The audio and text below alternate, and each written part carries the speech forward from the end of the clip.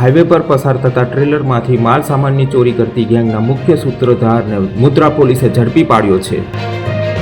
આરોપી સામે મુદ્રા, અંજાર અને ગાંધીધામ બી ડિવિઝન પોલીસ સ્ટેશનમાં ચોરીના વિવિધ ગુનાઓ નોંધાયેલા છે. ચોરીના ગુનામાં નાસ્તા ફરતા આરોપીને રાજસ્થાનથી ઝડપી પાડવામાં આવ્યો છે.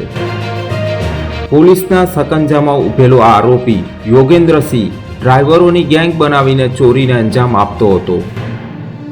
હાઈવે પર પસાર થતા કન્ટેનરમાંથી તલ, મગફળી, ઈસબગુલ જેવા ખેત પેદાશોની આ આરોપી ચોરી કરતો હતો.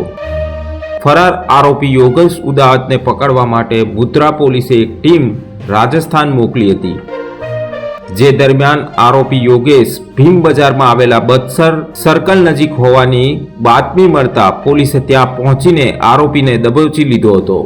આ દિવસોમાં ડીજીપી ઓફિસ તરફથી નાસ્તા ફરતા આરોપીઓને પકડવાની ડ્રાઈવનું એક ઝુંબેશનું આયોજન કરવામાં આવ્યું છે. જે આધારે અત્રેના રેન્જ આઈજી શ્રી ચિરાગ કોડિયા સાહેબ અને એસપી શ્રી વિકાસ સુંદર સાહેબ દ્વારા તારીખ 6 થી 20 સુધી આ અંગેની સ્પેશિયલ ઝુંબેશ ડ્રાઈવનું આયોજન કરવાનું સૂચના આપવામાં આવેલી છે.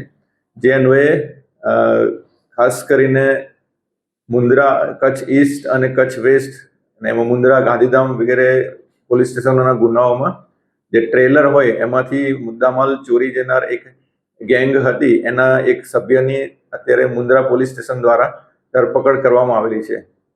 જેનું નામ છે યોગેન્દ્રસિંહ ઉર્ફે યોગેશ ઉદાવત.